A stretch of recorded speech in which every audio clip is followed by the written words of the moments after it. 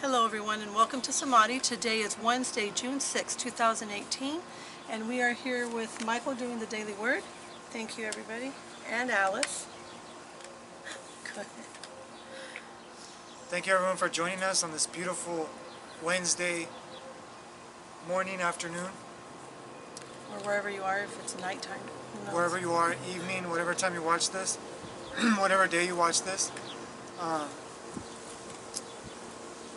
Let's take a moment and just breathe. Let's take a moment to just relax. Let's take a moment to connect to this moment. This moment full of potential, full of promise, full of life. And let's exhale and let's let go whatever is confusing us, numbing us, causing us to fall asleep to this moment, to forget the potential, the prosperity, the love, the wisdom in this moment. Exhale. Just take a moment to be still. Feel that aliveness awaken inside of you.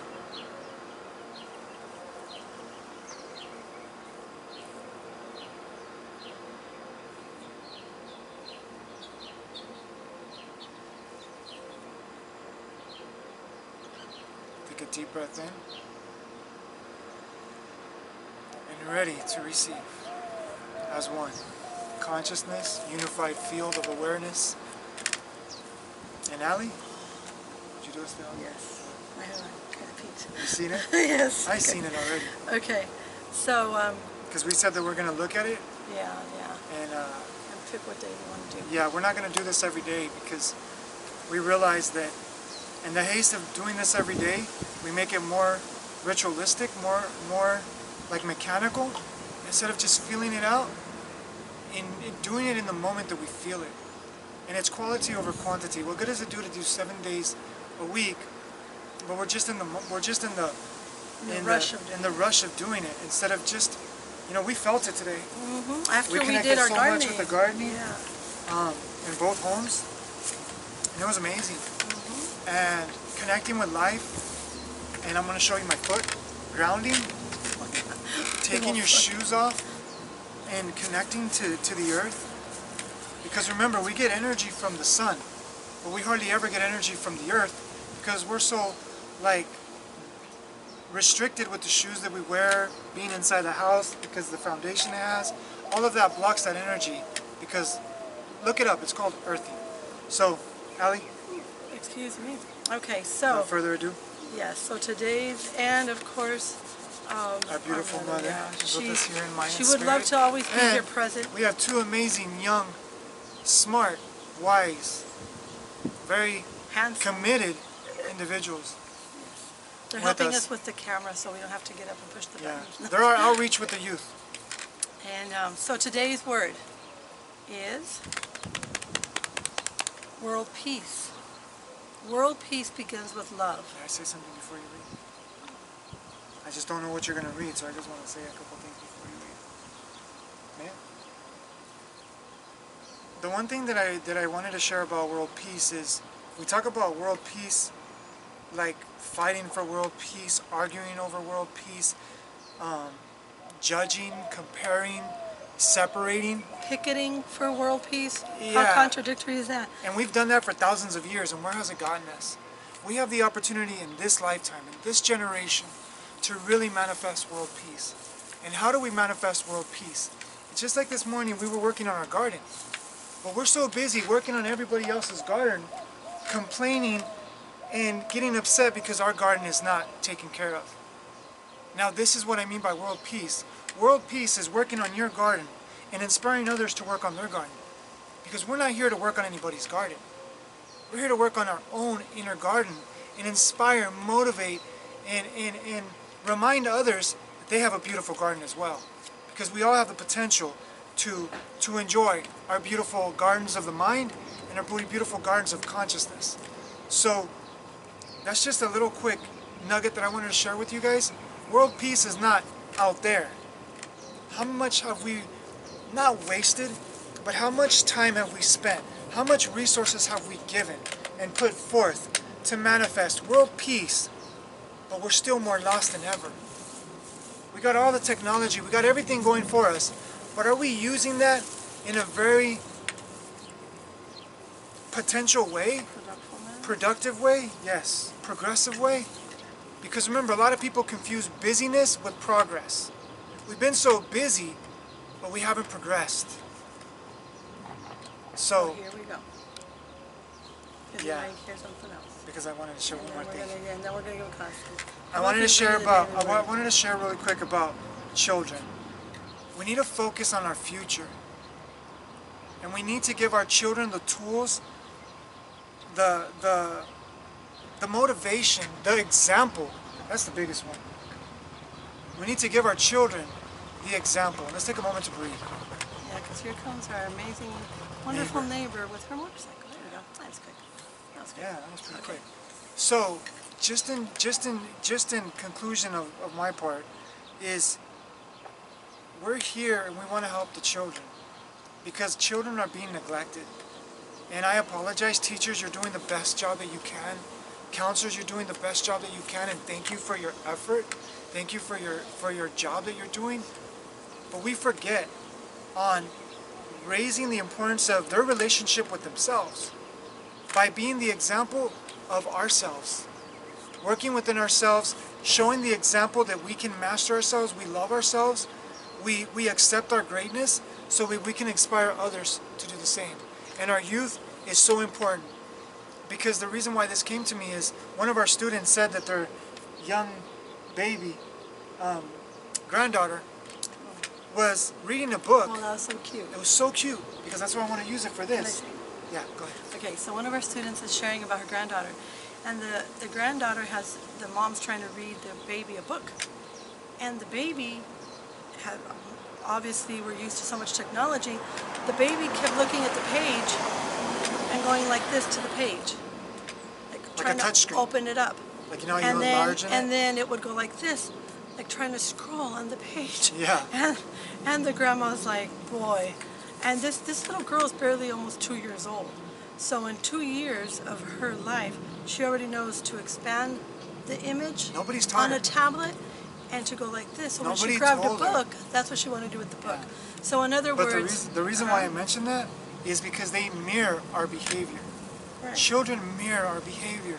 So it's like telling a child, don't smoke, but then you go out front and you smoke a cigarette. Smoking's bad for your health, but they see you smoking. And for you smokers, no judgment, but I'm just giving an awareness for children. They mirror what we do. Not what we say. We want world peace, but are we mirroring world peace? Are we giving world peace within ourselves? And are we reflecting that in our world as the example? Okay, so now I'm going to read. World peace begins with love. Divine love, both universal and unconditional, is like a magnet that draws only good, or that draws only authenticness. There is no person, situation, or experience outside the reach of this love. And I'm going to repeat that again. There is no person, no situation, even if it looks like it's bad and ugly, or experience outside the reach of this love. Although we appear as unique, diverse individuals, we are all part of the same spiritual family. I work together with my brothers and sisters in spirit to bring peace to the world. I choose to express love, patience, and kindness. Boy, did I write this? I choose to express love, patience, and kindness. Let's take a moment to breathe. Anytime you hear a car go by, let's just breathe. Yeah, that's one thing that we want to share with you. Because we're always outside, we're somewhere in nature, and we're always going to have some kind of interference. That's our amazing neighbor. Okay, so one more time. There we go. Since I like this part so much, I want to repeat it like 10 times. Can we share that really quick? Whenever we're doing our videos, and we'll do little reminders every now and then, but no, I want to say something. Take the moment to breathe and reflect on what you're hearing. Really feel what you're hearing. So that interruption was to allow us to breathe a little bit longer. So here I am. I'm going to repeat it one more time. I choose to express love, patience, and kindness. I'm going to write that all over my walls. I share compassion. And she does. I share compassion and gratitude with all people. All people. And join with those who come together to feed the hungry, shelter the homeless, heal the sick. I see nations using the art of nonviolent communication and families educating their children in the art of compassion. World peace begins with love. And the scripture today is in Matthew 25:40. Someone wasn't ready with the scripture for me. Falling asleep at the wheel. So Matthew 25:40 says, "Truly I tell you, just as you did it to one of the least," again, "Truly I tell you, just as you did it to one of the least of these who are members of my family, you did it to me." Meaning, and that's Jesus speaking if I believe correctly, meaning that if I hand out a glass of water to a homeless, if I feed him a sandwich, if I love not just my children, but the extension of my children, their families, their friends, regardless of the situations, then that shows compassion, love, and world peace. It starts from the home out. Remember, we have an inner world. And even in the Bible it says, "Seek ye first the kingdom of heaven." The kingdom is within. You can't build something outside if you're not willing to build it inside. So Matthew 25:40 says,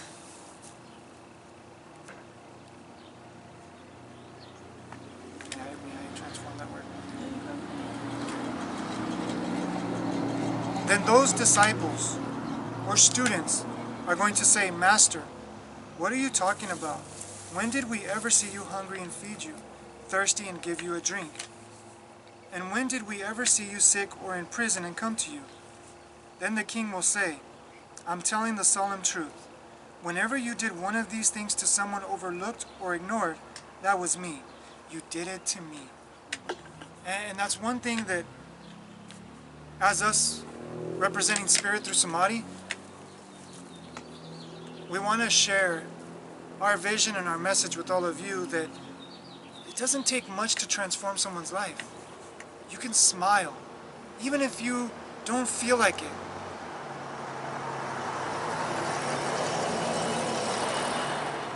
Open the door for someone. Pick up a trash that you see. I mean, don't go overboard and start cleaning up the neighborhood, because we got responsibilities and stuff. What I'm saying is, don't take your small acts.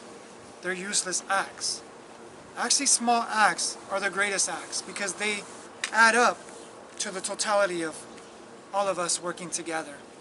Now, do that within yourself, because remember, we bring it back to Spirit. We bring it back to Source. Do that within yourself. Smile to yourself. Treat yourself. Love yourself. Forgive yourself. Honor yourself, and you're honoring the Spirit. Because even it says, because I'm going to read this again, it says, "Whenever you did one of these things to someone overlooked or ignored, that was me. You did it to me." There's no exclusion from them to you.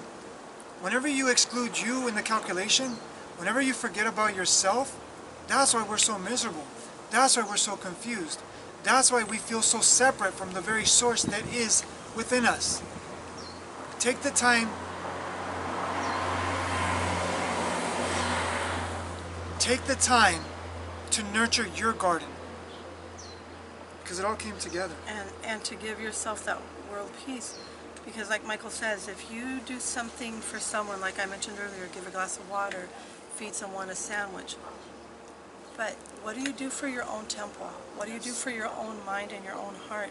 Are you beating yourself up for every little thing you do? Do you get upset at everyone that doesn't tell you what you want to hear? Exactly. Because that's another way that you're doing it to Jesus, is what Jesus is saying. Yes. Or Spirit in that case.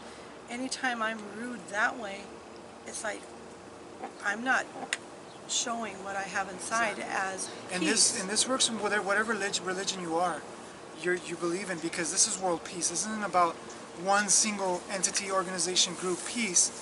This is world peace. So whether you believe in Buddha, Krishna, Muhammad, whatever you believe in, would you do it to that person? Would you do it to that teacher that you have in your belief? No, So no borders. no borders. So my thing is this. I tell people, you must be selfish to truly be selfless. How can you give love? How can you expect to be able to truly give peace if you don't give it to yourself? Because if you're not willing to give it to yourself, it's just ego. It's, I'm going to be happy, I'm going to be nice, I'm going to be good with this person because I want something from them. Or I want to be seen as someone I'm not. But when you're by yourself, you beat yourself down. You treat yourself like your worst enemy. This is why we don't manifest world peace. Because we treat ourselves like our worst enemy. So no matter how kind we are with other people, what is the vibration behind our words that we're giving? Is judgment, is separation, is guilt, resentment, fear, doubt, anger, hatred. So world peace. Give it to yourself. Nurture your garden, and then the greatest example you will give. Because I want to read something in conclusion that I sent to them.